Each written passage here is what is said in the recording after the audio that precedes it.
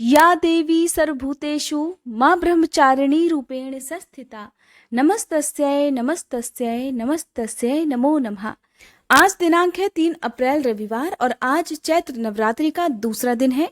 आज के दिन माँ दुर्गा के दूसरे स्वरूप यानी कि माँ ब्रह्मचारिणी की उपासना की जाती है और व्रत रखा जाता है। इस दिन जो भी भक्त सच्चे मन से माँ ब्रह्मचारिणी रूप की पूजा करते हैं उन्हें तप, त्याग, वैराग्य, संयम और सदाचार की प्राप्ति होती है।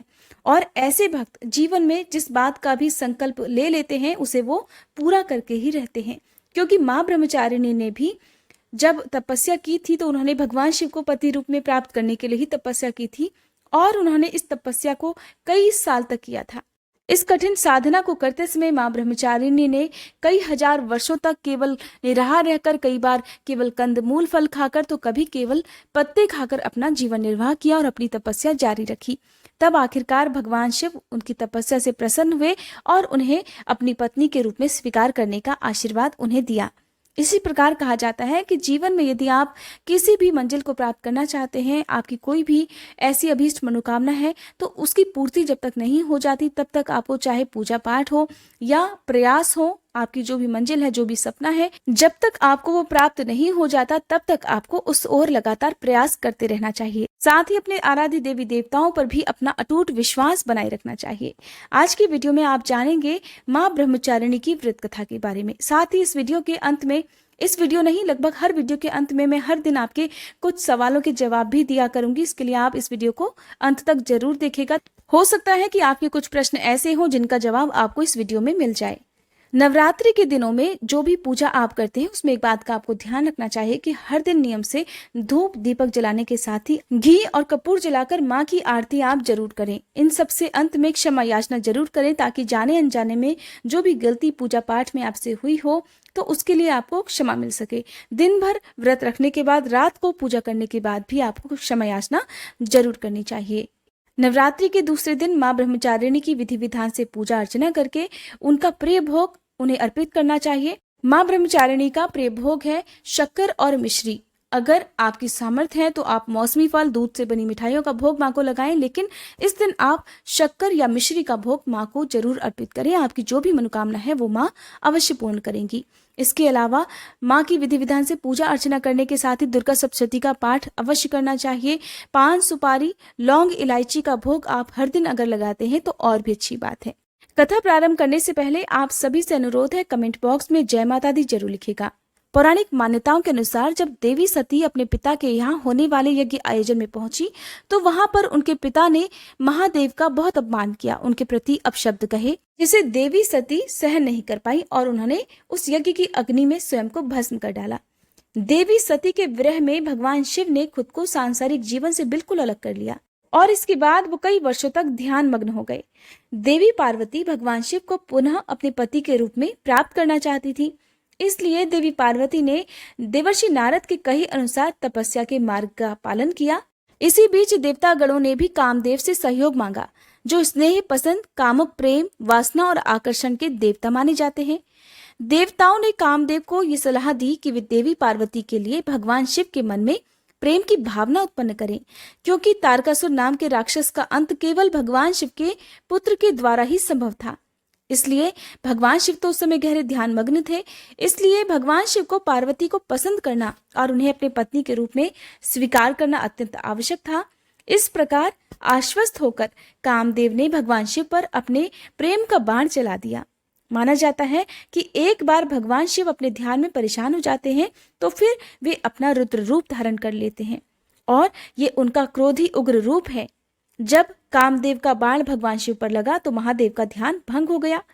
क्रोधित होकर महादेव ने अपनी तीसरी आंख से कामदेव को जलाकर भस्म कर दिया।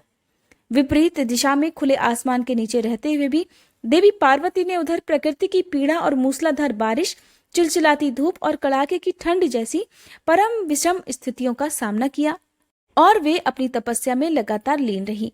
उन्होंने किसी भी प्रकार अपनी तपस्या करना नहीं रोका। इसी तरह माना जाता है कि माँ पार्वती ने भी कई वर्षों तक इस कठिन तप को किया और फिर जीवित रहने के लिए उन्होंने कई बार केवल बिल्व पत्र अर्थात बेल के पत्ते खाए। इसके बाद तो उन्होंने बिल्व पत्र का सेवन करना भी छोड़ दिया था। इसी वजह से माँ ब्रह्मचारिणी का एक नाम अपर्णा भी है। कई हजार वर्षों तक वो बिना भोजन और बिना पानी की तपस्या करती रही। माँ ब्रह्मचारिणी का ध्यान केवल भगवान शिव ही थे और वे हर हाल में केवल भगवान शिव को ही पति रूप में प्राप्त करना चाहती थी। इस प्रकार कठिन साधना में लीन देवी ब्रह्मचारिणी ने खुद को भगवान शिव की पूजा में लीन कर दिया।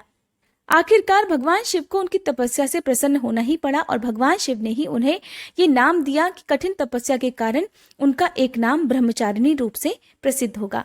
इस प्रकार नवरात्रि के दूसरे दिन जो भी भक्त सच्चे मन से माँ ब्रह्मचारिणी की इस व्रत कथा को पढ़ता है अथवा दूसरों को सुनाता है, माँ ब्रह्मचारिणी उनके सारे दुख दूर करती हैं।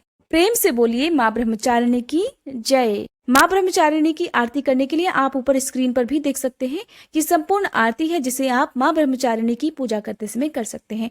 अब से आपको हर दिन माँ के जो भी 9 स्वरूप है उनकी भी आरती सबसे अंत में मिल जाया करेगी। क्योंकि मेरी आवाज बहुत ज्यादा अच्छी नहीं है, मैं आरती बहुत अच्छे से नहीं गा सकती हूँ। हो सकता है कि मेरी आवाज को लोग नापसंद करें, इसलिए मैं आपको लिखित रूप में ये आरती ऊपर स्क्रीन पर दे रही हूँ। आप इसे पढ़कर आरती बोल सकते हैं।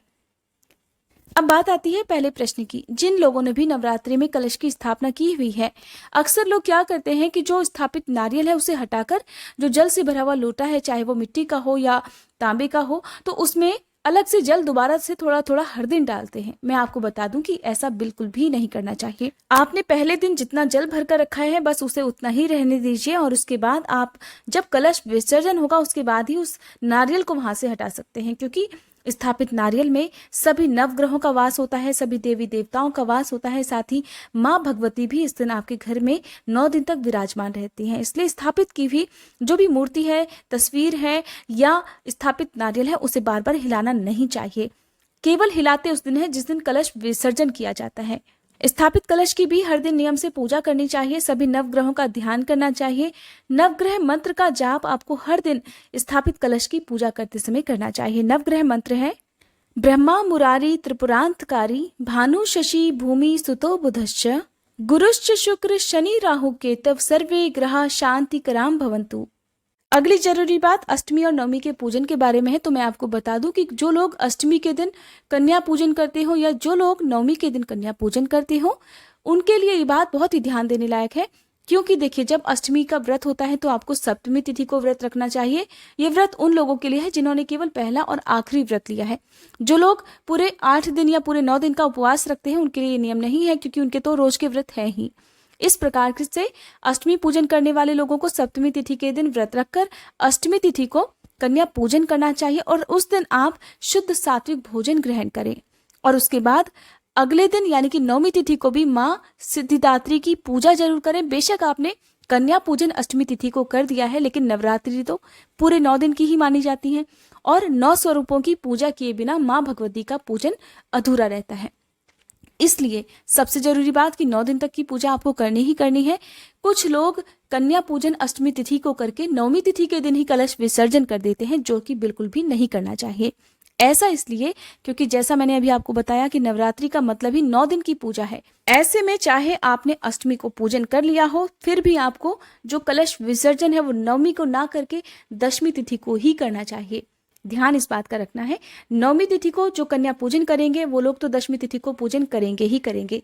अगली वीडियो में मैं आपको वीडियो के अंत में बताऊंगी कि अगर किसी कारणवश नवमी या अष्टमी तिथि को जो व्रत रखने वाले भक्त हैं, जो महिलाएं हैं, जो कन्याएं हैं, उन्हें अगर पीरियड्स होने लगे तो फिर कलश विसर्जन कब करना चाहिए। क्योंकि ऐसे में ना तो कलश विसर्जन किया जा सकता है ना ही कन्या पूजन। तो ये बातें आपको अगली वीडियो में मैं जरूर बताऊंगी। उम्मीद करती हूँ आप अगली वीडियो का इंतजार भी जरूर करेंगे।